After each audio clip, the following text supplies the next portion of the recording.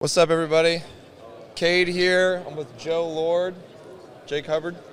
Did I get Hubbell? Hubbell. I just called you Cade. Hubbell. Wow. Sick start, dude. I know. We're Six rolling star. with We got that. Been together a week. It's cool. Mrs. Hubbard here. Yeah. I looked at your name tag for a second, and then I just quickly glanced up, and I think it threw me This off. is gonna go so. great, Jake. Hubbell. Yeah. Just a name tag in your face. Hubble Hubba. Yep. That's awesome. So we're here at Ag 1 right now, running this podcast. If you're watching the video, then you can tell we're sitting by the bathrooms right now, which is awesome. But we A lot of traffic. are Plum spot. Yeah, exactly. We're here in St. Louis. So we're going to be doing a couple different podcasts here today while we're here at the conference. But this one, what we wanted to focus on is, my name's Cade, and we're going to do an intro of all three of us real quick in a second. But wanted to set the groundwork of I am totally new to the mining industry. I know hardly anything about Turner mining, Turner staffing, and just all that goes into this awesome industry, but I'm learning a lot. And so I wanted to pull these guys aside and just talk about some stuff that I have questions about, and then they can hopefully lean into. So first off, though, would love for both you guys to just tell everyone who you are, introduce yourself real quick, and then from there I'll start to ask you guys some questions about things. Yeah, cool. Age before beauty. Yeah. I'm Joe Lord, so I'm the VP of Sales on the Turner staffing side. So I basically manage the business development and just kind of heading the spear for the company. So, yeah. Awesome. Okay. I'm Jake Hubbell. I'm the asset manager at Turner. Been around a little over 6 years now, so most of the journey. It's been a wild ride, really interesting, especially on the equipment side. That's all I do is equipment. That's all I've done for 6 years is equipment. A lot of things have changed, philosophies have changed, projects, locations, so it's been a lot of fun, but it's changed a lot in 6 years. So Yeah. So you spoke about this a little bit, but what were you guys doing before, and then how did you guys get to sitting here today, right now, with Turner? Like in my career, what was I doing before? Yeah. So before this, I worked for a Caterpillar dealer and had honestly grown up around and been in equipment my entire life because of my dad, who works for a cat dealer and has for well over 30 years. It was second nature to me, right? Like I'm still learning stuff every day, but being in equipment, around equipment, seeing it, understanding how it works was like kind of it wasn't a question. Like I grew up around it every day, right? So you learned how it worked, you saw what people did. But I've literally been around some type of equipment my entire life. Jeez. So. Yeah. You were saying earlier to me that your dad, how old are you? You're 9, your dad would take you out. Yeah. The story I tell everybody to give them kind of an idea of how it started was, for example, I have many examples of being in trouble as a kid or being grounded or whatever you want to call it. And my typical punishment, and now I look back at it and I think my dad actually just enjoyed me going out with him. It didn't feel like that at the time. But I'd be in trouble and he'd take me with him to work on like a Sunday and hand me a shovel and tell me to clean tracks so he could measure undercarriages. Jeez. And sometimes that meant snow that was like to your waist. Sometimes that was cleaning mud out of somebody that had never touched their tracks before, but I got the honor. So, it's like at that time I definitely didn't think I wanted to work around equipment. But as I got older, right, it was something I really leaned into. Did some internships with Caterpillar, a dealer, and had really good role models, right? From my parents to people I got to work with and around. It was pretty clear of what I wanted to do, and then just kind of fell into Turner Mining Group along the way. That's awesome. Yeah. It's killer. Do you feel like, I'm just going to jump in a question off that, do you feel like in the mining industry that's how it is a lot of times, that it's like generational and people are often Absolutely. Like I didn't really expect to get into mining per se. It was, my dad's more kind of like Ag 1, quarry and aggregate side, right? Which is mining, yes, but different from some of the stuff we do. And he has a lot of construction customers, right? So I was around all of it. And I never really expected to get into mining, although where I grew up was, Bear Run coal mine, heavy coal. So like, it didn't really surprise me that I fell into it, but it wasn't what I was looking for necessarily. I was on the light rental side before I came here. The random construction gear you see on city sidewalks, right? So, but yeah, I would say like It definitely was something I was comfortable with almost instantly because it was generations of people in mining, and everyone I knew was, their dad or their brother or their mom was involved at mining. So it's always been around. It's super interesting. That's rad. awesome. How about you, man? I like that. So not nearly as elaborate dirt stories. That was actually really cool to hear, man. So I was a schooled accountant, so I had nothing to do with mining or really any of this space out of college. Sales kind of found me, got into actually financial staffing pretty early in life, and then migrated my way back to Wisconsin after moving away during a recession in small town Wisconsin, Phoenix. Migrated my way back to Wisconsin and got a job with a OEM lighting manufacturer for Caterpillar and Komatsu. So I had taken over their mining territory for North America, this manufacturing company out of Wisconsin, for almost 11 years. I've been with Turner about a year now, or coming up on a year, but spent just over 10 years with those guys building a mining territory for North America, and ended my tenure as a director of sales for a mining division globally. But that was in a mine site, working with miners every week for 10 years. So lots of travel. I've seen all of the equipment. I've been around every kind of mining, from aggregates to small holes, big holes, underground shafts. Got to see some really cool stuff, and got picked up and decided to help kind of start and run the Turner staffing stuff. So for me, it was really a matter of, you can go three directions. You can go another sales job, or another sales management job. You can go industry specific into mining, or you can go, lighting specific in the manufacturing. Yeah. So I always knew through my travels and my job that it was the miners that made me to build these relationships. Love the culture, love the people. They're my kind of small town people, what I mean? They're outdoorsy people, but they're the hardest working, people that you're meeting. I was so drawn to that, and it was easy for me to be myself in this space. Yeah. So I kind of knew that mining, I was going to stick into mining. So that's how I got here, and now awesome. Running Turner Staffing with Thomas and the rest of our incredible team. I'm able to use all of my assets, my people stuff, and my love for like the industry and the culture. So yeah, sounds like you're most at home in that space. Yeah, totally. So you come from like more of a generational line, so to speak, but you're not from that. You just kind of stumbled into it in some ways and found it home. Not a country boy, but definitely not a city boy. Yeah. So it's just small town at heart, I guess. Yeah. So you were working for 10 years, and then what got you from where you were to now working for Turner? Like, what was that process really, like? Honestly, it was the company. It was the Turner brand. I have been following Keaton and Company, everybody, even Jake, everybody, like, you kind of, from the outside looking in, that has this like superpower to draw people in and show the industry and make it look sexy. Like, they had a following, myself included, that wanted to join this network somehow, right? Yeah. So outside looking in, as a lighting manufacturer, it's like, okay, potential customer.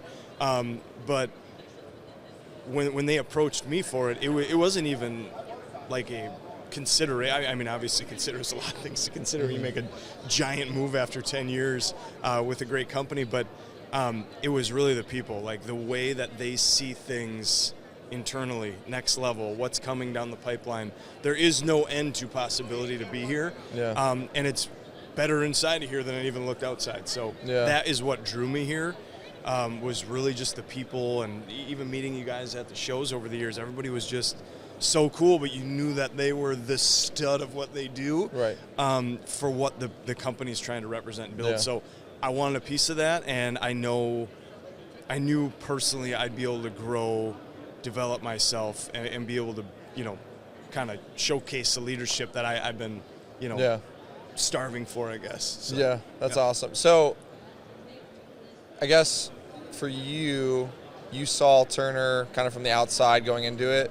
I guess what was some of your thoughts about Turner from the outside, and then have they changed at all? Have they met your expectations since you started working here? Yeah, Turner was kind of intimidating at first. Keaton, young stud, Gosh, he's probably 5, He's 6 just years. young. Don't call him a stud. Yeah, He's just sorry, young. just That's young right. per Jake. Yeah. It's intimidating. You have this, superhuman dude that starts his company and runs to the hills with it, and watching him progress, and Right. even listening to some of his earlier stuff, compared to the podcast that he's kind of doing now, everything is like the same. He's just matured as a business guy, as a leader, as a guy who's crushing it. And I think that's intimidating at first to kind of see, like, how do those guys do it? But it's also very intriguing for somebody who's working for the man, who's, Right. you're grinding off, doing the best that you can, more work than, maybe not more work than anybody else, but in your mind, you're the one who's crushing it every day. And you Right. see these types of people, and that's what you're drawn to. And, quite frankly, coming into it, it was really like kind of the in-person interview. I got to meet Thomas and Jeff and Keaton and Tucker and pretty much everybody on the team, Jake, Patton, all the rest that I can mention, all the office staff. And you just when you feel at home. It's like when I met my wife, it was just like,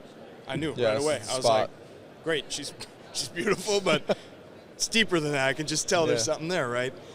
So got in, and it really is blown my expectations. It is so legit how they treat people, their vision, the eye for safety, like all of these different things they live every day. And it's just like the core values are, it's not like rah, these are our core values every morning. They just live it, and the work shows it. Right. So Totally. Expectations definitely met. So. That's awesome. And then I know you've been around for 6 years. Yeah. You've told me a little bit about how you knew Keaton before and your journey. I guess same question for you. What was your expectations, like kind of like rolling into it? But it was kind of at a younger stage of like very like startup. I had just basically started my actual career, right? Like I've been around it, but never, I was just getting into working full time outside of school. And I knew Patton, someone else who's worked here a lot longer than me, literally since the beginning. I knew him really well. We grew up around each other together. Dads worked together. And I knew he was here. I knew he worked for Keaton. And I knew of Keaton, right? I didn't know him personally. Knew the story, kind of knew what was going on. Did not follow it on social media, had no clue. I mean, honestly, like I just had no idea. At that time, I really wasn't interested in social media, like honestly, all that much. So really didn't know a lot about it. I think Patton reached out to me, just kind of told me, hey, I'm doing this now. Keaton's starting his business. Let's catch up. Let's have dinner or lunch, whatever it was. And we talked about it, and like, it was definitely interesting, right? But I was at a company that was very big, and frankly, the job that was very easy, and like I enjoyed it. I worked with great people, and so we had talked about a different opportunity before. I think we both agreed that was not for me, right? As a recruiter, like I think Joe knows me well enough now that probably not the world's best recruiter. But I think a little bit of time went by, and they realized they needed an equipment person. Obviously, that was more my expertise, but so expectations-wise coming in, I didn't have a lot, right? Like. My first day, Patton and somebody else picked me up in a Jeep Wrangler in Indianapolis, and then we drove 7 hours to a mine, like at the very top of Michigan, and it was like negative 20 degrees. I remember checking into my motel, not hotel, motel. I believe it. For sure. I remember checking into my motel and sitting down on the bed and looking around at that room like, I just left the easiest, cushiest job ever. Like, what did I do?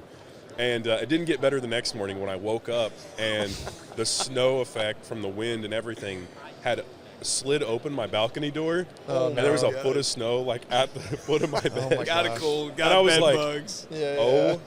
Like, what did I do? So my expectations were pretty low after that. Right. But then I will say the inverse of that. Literally the next week we fly to California, and I'm Central Coast California with Keaton and Patton and someone else, and like I was like, oh my God, this is amazing, right? Which is really awesome. Talks to the kind of the breadth of what we do, of it's literally everywhere, doing all sorts of things, all types of equipment, all types of customers. And like I think it was the second week where I was like, all right, maybe I can do this, right? Like it's give and take, there's good and bad, like good days, bad days. But I didn't have a lot of expectations coming in, and it has been so much harder than I ever would have guessed, right? Trying to build out kind of an equipment program or kind of philosophy, all the different people and changes, customers we have. Like, it has truly been so much harder than I ever thought it would be. How much have you learned? I mean, like, I can't, like, it's incredible. The amount, like, for my age, the amount I have learned in roughly 7-8 years of working full time, I would go toe to toe with anybody just for the sheer amount of information I've had to consume to survive, like self-preservation style learning, right? But like it's an unbelievable amount of information. The opportunities and everything have been incredible. Like and that's like people ask me like, oh, do you wish you would have stayed at a cat dealer or whatever? I'm like, no, like the opportunities here have been incredible. I would have never learned half of what I've learned today, right? Seen all the places I've seen, been all the places I've been. You guys have seen, like, I come to these shows, which is not my favorite thing in the world.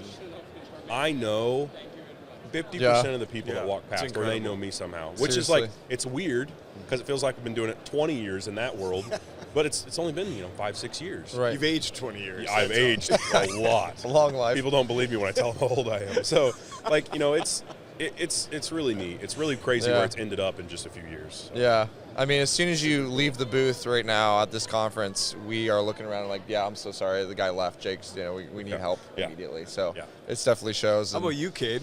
Yeah, so this is your official, like, you are full-time Turner Mining, my Turner first staffing group. full-time week was like starting last week. What do you think? Man, I've been learning so much, and it's been very interesting for me for sure to dive in. I'm excited to look back in a year from now and be like, wow, I've grown a lot, because I can tell there's so many questions. I have like my computer's in front of me right now full of questions, and I'm like, I have no idea what this is or what that is. But I came from the nonprofit space before this, doing media and marketing. Used to work for a company that took people to Israel, and have been in like freelance work and all that kind of thing. So I bumped into Patton it wasn't actually an IU football game. It was like, we have a mutual friend who is a coach for the Red Steppers, and they were doing like a trial for the season. And me and my wife were invited to this. Patton and his wife were invited to that. We're sitting there, and we're just catching up. And I'm like, I do media. And he's like, oh, cool. Well, we sometimes, need help with whatever. And long story short, he calls me up out of the blue, and we're like, hey, we would love for you to start doing stuff here at Turner. And I was like, okay, I like I said, I don't know much about this, but would definitely be interested in, figuring this out. So started working part-time about 5 months ago, and then since then have just completely dove in to understanding it. And I mean, my first month, people consistently like, oh, I heard you started working for Turner.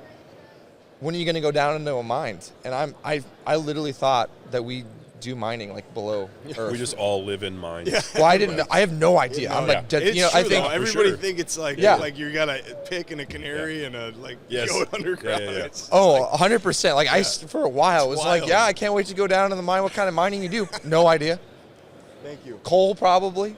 Or what? It's, and then people are like, what kind of mining do you guys do? And I'm like, I don't know. Hold on. I'd like Google it.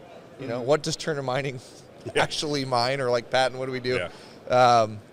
So it's been super interesting for me to learn, I guess, about that. And I guess for me, I didn't even know this too when I first started working here, but I didn't even know we did mining and then staffing. So I guess for somebody else, could you guys explain, I guess, like the framework of Turner Mining Group and then Turner Staffing and like those differences, and even maybe like the journey of how that came to be between the two? Yeah, I mean, I'll start and you can finish because you got to see the evolution of it. I wasn't here when it was born, so to speak, but with the people, like Keaton's vision, what he's doing to impact the industry has a lot to do with impacting people and quite frankly attracting good people to his company to work for him, to complete projects, on time, safely, and be the best mining company out there, right? Yeah. And in doing that and building this brand and, the entire, I'd say, Keaton and Company, the amount of marketing that they did strategically to get in the hands of the people who are going to be operating this machinery today, the last 8 years, they've done such an incredible job attracting talent. It's attracting people like me outside looking in, on my phone, looking at Instagram and LinkedIn, owning that space, creative space as well, their ability to attract talent got to a point where it was like customers said, we don't really need machinery. We don't need this contract mining function or service, but we need people. We need people to do operations. We need laborers. We need electricians. We need whatever it could be in that space, knowing what we do in the dirt and knowing the caliber of people that we can supply.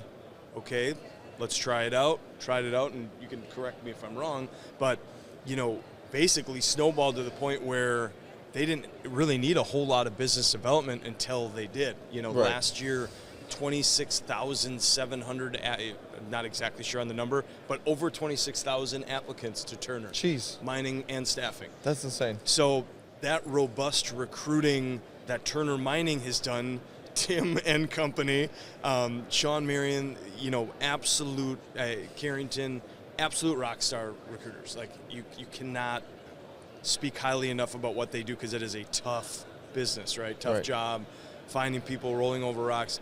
These people did such a great job recruiting for Turner Mining that they've not only created a brand around these great people in the field, great work we do, but people want to work for us in the field wherever they can, because they know that they can do their next tour of duty, whether they get more experience here or more experience there.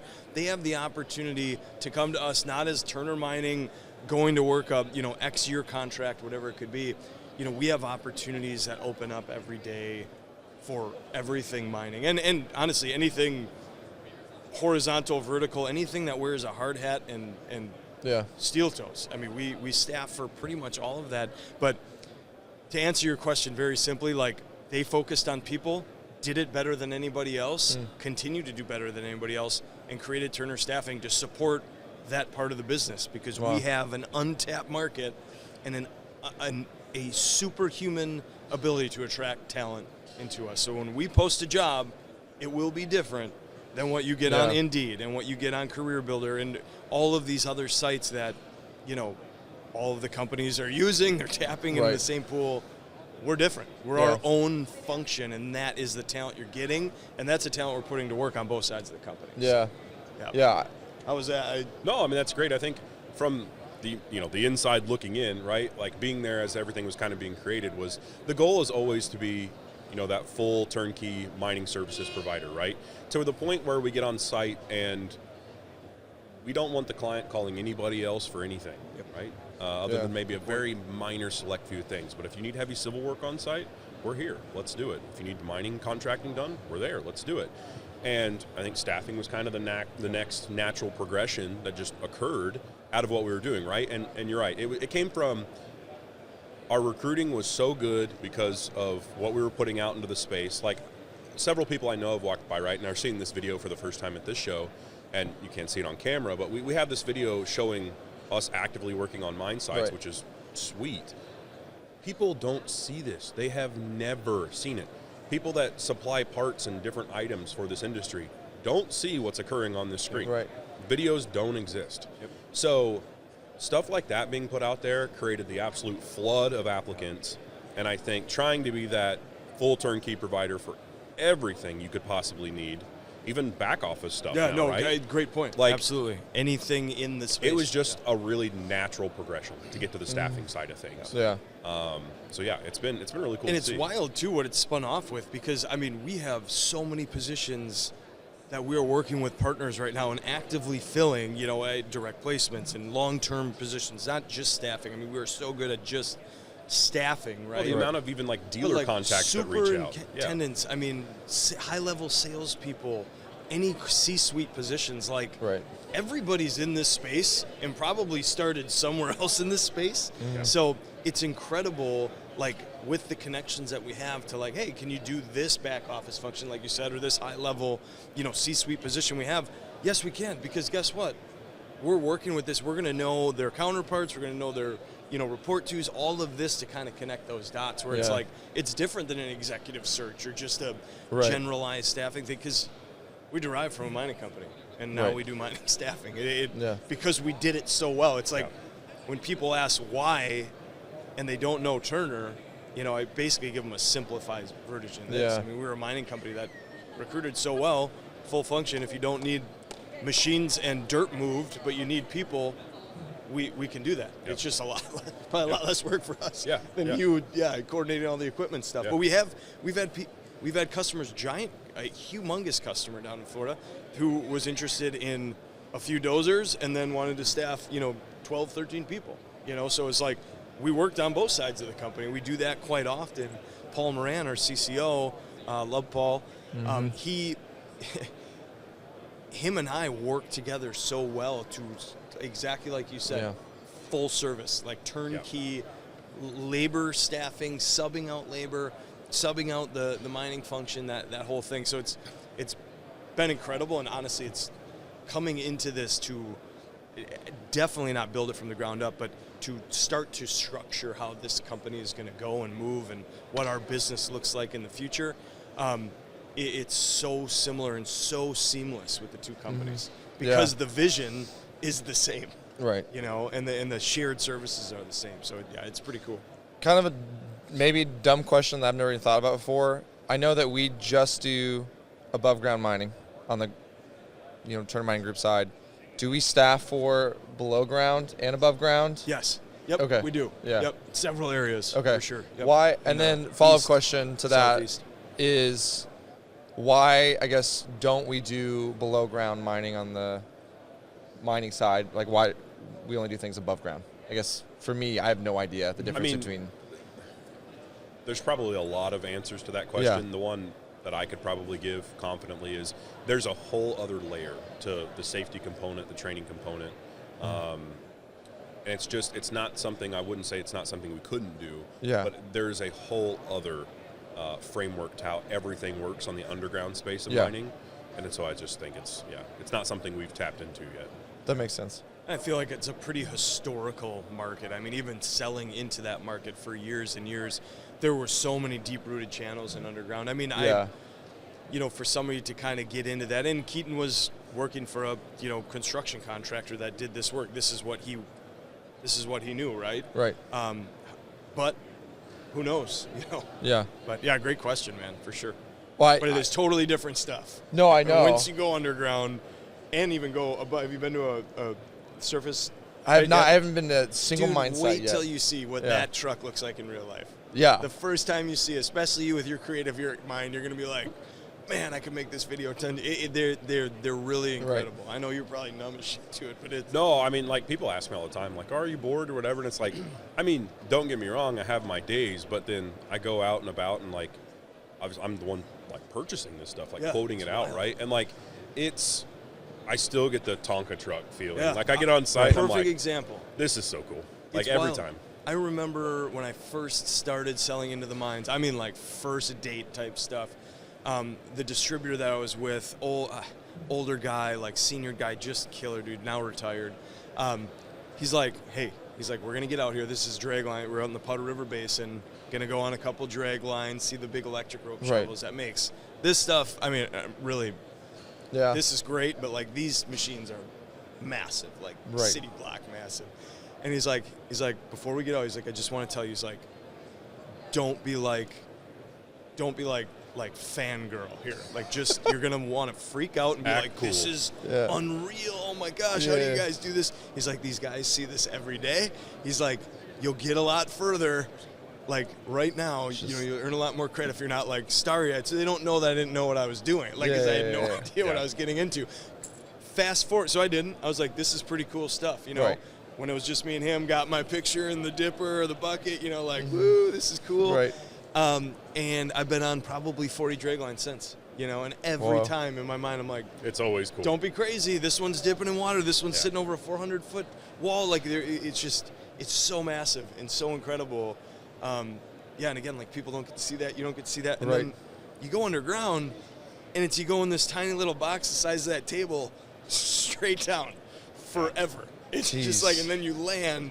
And depending on what they're mining, like my last one was in salt mine down in Louisiana under the ocean.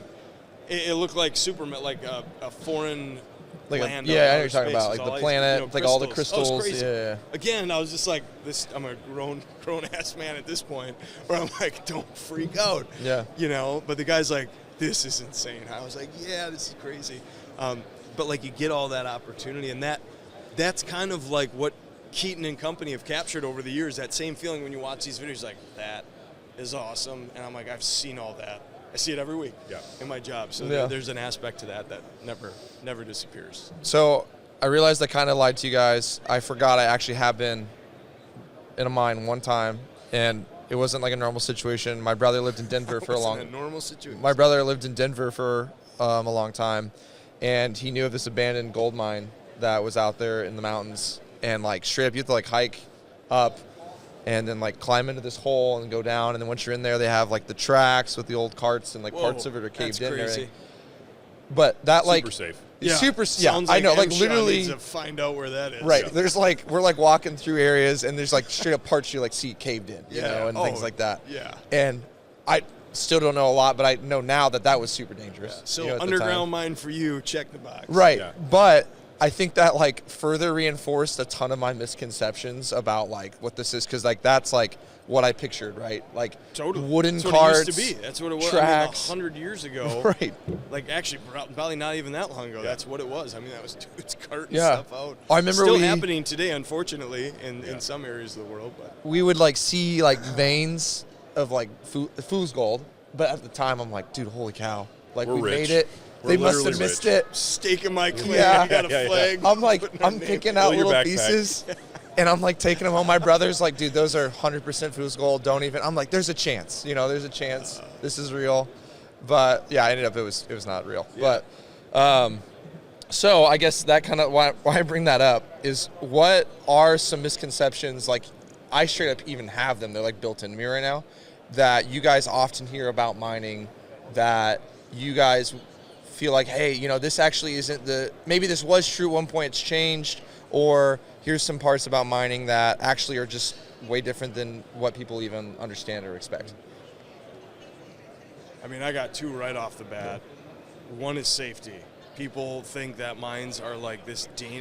Don't get me wrong, mines are extremely dangerous. Anything heavy industrial is extremely dangerous. But they assume that this is like going to work, not knowing if we're coming home. I mean, it is one of the most regulated, safe environments. And for those who make it safer and like make a priority out of safety, it is incredibly safe. I mean, the machines, the operations, everything in that mine, all of the software to judge where the slopes are at, everything is designed for people to come home every day. Yeah. So this is not like I'm working on, mom and pop's construction, like whatever. I would in some instance say that's probably a lot unsafer than you get into a mine. It is check. You have 100 boxes you need to check, and then you get to work every day to make sure that everybody comes home right. And then I just get a bunny ears or what? Oh, number two is opportunity. This, like nobody who sees mining that is outside of mining understands what kind of opportunity is here for young people to grow. I mean, the career path, somebody who's willing to work, who has done this and that, the opportunity to grow into the next position, the next loader, the next operator, the next supervisor, superintendent, mine manager, executive. You can work your way up everywhere, and there's so many positions available in these mines all over the country. If you're willing to travel, to a remote location and gain some skill sets, like this is the perfect place to do it at a time that is like bonkers, because a lot of these guys and gals out there right now are staring down the barrel of retirement here pretty quick. Like 10,000 a day over 55, legit. And that's U.S. national, but it's crazy. So I'd say safety and opportunity are two misconceptions. I think it's unsafe. And, I'm going to go out and be a coal miner. It's like, you should see what some of the coal miners have back at home that I've been hanging out with. Wow. Yeah. Do you guys know how many people are in the mining industry?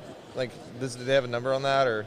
Oh, I know there's a number. I have no idea what it would be off the top of my head right now. Fully employed underground surface, that would be, I'm going to check that out. I'm so curious. Yeah, that's interesting. Yeah. I mean, I think safety is probably, the number one thing that comes to mind. People assume that it is, you're guaranteed to get hurt, right, being on a mine site. And, while agreed, it is unbelievably dangerous. The equipment's huge. The line of sight's not great on a lot of things. like anything else, if you follow the rules and you pay attention, they're all there to protect you and to protect the people around you. So safety's, it's probably the biggest thing. People assume it's naturally dangerous. It typically becomes dangerous when people aren't following rules or tragedies happen, right? From my standpoint, like, I think people also assume that equipment is still like powered by steam and coal power. A lot of people, kind of expect to come to a mine site and not be able to see things for this dense, dark, black smoke and fog that's kind of surrounding the gear, while in all reality, a lot of this gear has cleaner emissions than my own truck, right? My pickup truck. Like, this stuff is top-tier technology in the world. It is. Few things are more advanced than some of this equipment that gets used on a daily basis, and I think people don't possibly understand that. Some of the systems on these, I think, would blow people's minds, what they're capable of, the monitoring that happens. It's truly unbelievable technology, right? A lot of it's pretty cutting-edge stuff that comes out of mining. So I would say, equipment and technology and safety are probably the two biggest things that would also come to mind that people don't understand. And I mean, the other thing I would bring up is just probably climate conversation in general. Yeah. Right? Like, I can't speak for other parts of the world, but the effort that gets put into, at minimum, American mining and what we do and how things have to be reclaimed and how things have to be dug, like, people can't possibly understand the level of planning and care that goes into that activity, right? Like, it is. I know people that have dug their own ponds in their backyards and have done a lot more damage than some of the other places that we go to and we do work, right? Like, the amount of care that goes into how mines get thought about being built and put back, it's truly amazing. It is. I mean, and where I come from is all strip pits and mines and everything kind of around there. And, like, a lot of that, I'll say, wasn't put back properly, wasn't put back perfect. But today, 30, 40 years later, after these mines have closed, and even more in some instances, like, people will never know there were mines there, right? They assume that there just happens to be hundreds of them in your life. They assume have no idea there was a giant hole there. No way. Oh yeah. Yeah, it's unbelievable. Like, where I grew up, we fish all these ponds and lakes and different things that are around. They're all old mines. They're all old strip pits. You serious? That have filled in. Oh. They're full of fish. Yep. We hunt on them. Like, we camp by them. Like, it's completely normal. And people will never quite understand that, right? Because they only look at the bad. We talked about airplanes, right? 2 airplanes wreck or whatever, that's very bad. It's a tragedy. But now everybody assumes that every day in the world, airplanes are crashing. Right? Yeah, they probably are. But today they're focusing on it. Same thing happens with mining. One bad thing happens, and people will harp on it for years to come. Yeah. So I think there's a lot of misconceptions, but it's a pretty amazing industry. If it's not farmed or grown out of the ground, I mean, to harvest, it is legit mined. Everything is mined. Right. You know what I mean? Like, everything in ourselves. And again, most people that even would listen to this probably know that, but it's wild when people don't understand, like, whoa, what are you mining for? It's like everything. Right. Everything. Steel, your cars, I mean, the paint, the materials that go in the paint to paint the cars, it's absolutely wild. And it's crazy how they're all different, but similar. Right. You know what I mean? Culturally or whatever, but yeah, it is nuts. That's actually been very eye-opening for me, was just like, holy cow, there's so many things. Like, we're surrounded right now by all this technology, all this different stuff, and that was all brought out of the ground. Yeah. Yep. And like, I was just in Africa a month ago, and they were like, oh yeah, like they're mining for lithium over here. I didn't even, like, I don't know what I was thinking where lithium came from. I had no idea. Yep. I didn't know it came out of the ground, though. Right. And like, you know. Well, and there are things, right, that are, hear this argument made, like, there are things that are man-made, right? But like, how do you think that machine exists? Or like the materials of adding X plus Y to get Z, like, that was mined, that was grown, and the machine, all those components are mined to make it. So Yeah, processing is different. Like, that's the thing. I mean, but material, you have bins of materials that make everything. All the basic elements. And all of those materials were mined, processed, sent off, and put into production. So the downstream aspect is like a whole other thing. But so if I look at the the table of all the things that are mined out of the ground, is there like groups or ways that they're organized to explain the different types of how things are mined, or like how they are bucketed, if that makes sense? I think probably I don't have an exact answer for it. I mean, I think most things have to go through some sort of chemical or manufacturing process to get refined to the product that you're thinking of, right? Like, nobody's digging up, obviously, perfect gold bars. Right. But, like, yeah, I think everything kind of requires its own somewhat complicated process to get the final end product. Yeah. So. Yeah. Because that's like something I can't even ask probably the question that I'm trying to look for, because I don't even know how to articulate it. Yeah. But it's like I'm seeing all these different kind of things that, like, you know, they say like 100 different things are pulled out of the ground to go into this phone alone. Yeah.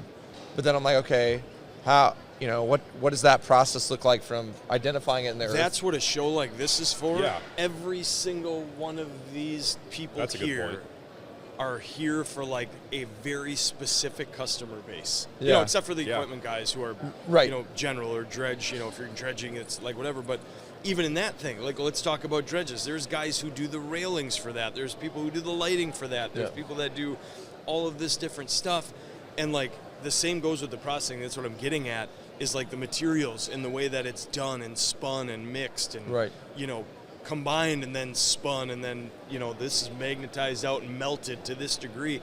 There's so much engineering and like smart, you could nerd out on any single thing about that's a good point. I didn't even think about the fact that literally where we're sitting is pretty much the show that does all that processing. So like, that's a fair point. How do we crush it? How do we do this? Everything here is a support function for. And they found that this material needs this type of crusher with these kind of teeth and that kind of bolt. And and all that stuff is mined. And there's manufacturer support, all of that. So like, there's this huge industry, and that's what mining industry is, and that's why it's so incredible. Like anything.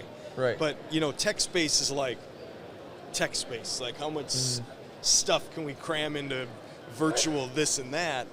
Like, people also don't understand, like, mining is like so many people. Like, think about how many people are here today employed in the supporting manufacturing companies, the end users, the retailers, all of the, you know, this upstream and downstream. Like, the effect of mining in general is just so massive. I mean, you think of car building, all of the iron. Where does iron come from? You know what I mean? Like, it's like the Iron Range in Michigan. Yeah, I had a conversation like this recently with somebody when they asked, like, how many people are employed at, you know, one of your customers' sites to produce a truckload of sand? And it's like, I start thinking, I'm like, it's crazy. 50? Are 50 people required because someone, you know, removed the overburden? Someone then dug the sand. Someone loaded it into a truck. Someone drove that truck. Someone dumped it. Someone handled the process to get it to be the final product. And that was a large group of people, from a plant manager and all the way to the people working on the equipment itself. And then someone drove it out of there. And now imagine that the majority, or I would say the majority of this channel, relationships, the whole thing, whoever needs to get that bucket of sand or that dump truck full of sand, are going to be retiring in the next 10 years. And this is across the board. So let's take out X percent, probably, Thomas would know the number for sure. He's presenting on it here in a couple hours. But a good percentage of those folks, you know, whether they want to or not, you know, are going to step away, enjoy their life, do something else. The next generation has to come in, but they don't see. They don't have the same grit and the same want and desire to do this. But think about how it affects it all the way down the line. So it's family business, it's family manufacturing, it's logistical companies, it's the equipment companies, it's the producers, all of that stuff that's affected, which is why essentially, shameless plug as Keaton would say, but that's why Turner Staffing Group is getting ahead of this right now, building the infrastructure and the recruiting process to find the people that will fill these voids when it becomes like critical for this company to survive and to produce. So I've been trying to like understand that too, and it makes a lot of sense, but I don't like regularly like interact with a lot of people that are like, oh, you know, they're looking at all these different industries out there, people aren't saying, oh, I really want to go in the mining industry if they just don't know anything about it, or I guess been grandfathered in. I guess, do you guys, how would you guys see that hopefully changing? Or, I mean, I guess what kind of led us to this spot today, in your guys' opinions, of like there's a gap where there's less people interested in going in the mining industry, and then like how would you hopefully fix that or change that? A war, for one thing. Like the boomer generation that came back, saw bad things, said, you know what, we're starting a good life, I'm going to work my ass off and make a good living for my family, and stuck at the same job as long as they could because it was secure, and they liked their work, they were proud of their work. I think a lot of that is leaving. There's a lot of good coming up, but it's just not in the volume. The people who are close to it will get into the trades, but the people who are looking at what do I want to do for a living aren't having this cool industry stuff thrown at them because it's not viewed as cool and it's not Instagram worthy, or you're right. You had generational, I think generational gaps of, like, even my parents, you had to go to school, right? Like, that was the thing. Like, you have to get to school, and they were very proud, and like, I'm very proud of what I did. But like, I think people have kind of, they separate the things unnecessarily, right? Like, people who go to school don't go to the mines, and people go to mines don't go to school, and it's like, but in all reality, probably half the people on a mine site have been through some sort of serious program to get them there, right? And like, I think that's part of it. Was there's that idea where if you didn't go to school, or if you did go to school, you only did these certain types of jobs or these certain types of jobs. Like, I think that got ingrained heavily after kind of the generation you're talking about, like boomers. And, I think that created a huge gap, the gap that's happening, actively about to happen. I think everybody went to school with a degree they have no idea what they want to do. And I don't know what the percentage is of people that have a degree that don't use it, but formal school to do this and make a ton of money and have a ton of opportunity and be proud of what you do. Like, it's crazy. What I was getting at is, and there is no shortage of hard workers out there. This is the thing. This is a misconception that I hear way too often. It's like the new generation, all they want to do is play on their phones, and they don't want to show up to work. It's like they aren't.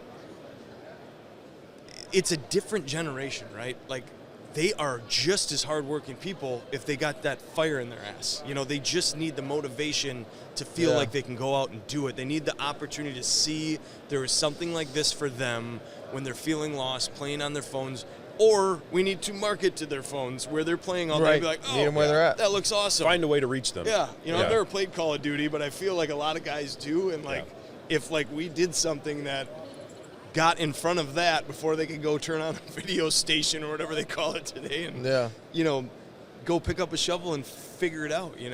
Like, I started work when I was 13 years old and have not looked back. I think that the assumption is, like, and I've heard people say this, like, the current generation coming up, like, and I'm, depending on who you ask, like, I'm part of it, right? Like, is people assume like there's a lack of inspiration, like they can't be inspired, and in reality, it's just a matter of people.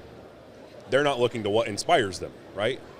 These videos, this type of content, these types of discussions are what inspires younger people. And I think that's just what needs to happen more, and it needs to be more accessible. But I think, I can't believe I'm saying this as like the old guy now. It's crazy because I feel like there's a paradigm shift. One day you're the young guy, and then like all of a sudden I'm the old dude. But when I was in high school, there was no cell phones. Right. We had internet when I was in like grade school, not even. Middle school, like just up. rolled out. Like literally dial up, messenger chat. You guys would crap if you saw what you were doing, in like high school, like typing this stuff out. No cell phones. Cell phone was like this. And my old man is like, hey, we got 15 minutes on that thing this month. If you use 5 of them and you are not either dying or don't have a digit on your body, he's like, don't you open that thing. I mean, that was legit, right? Jeez. So like we had no other out. Like we couldn't even sit in cell phone's an incredible tool. I use it every day. You can do anything with it. It's unreal if you use it the right way.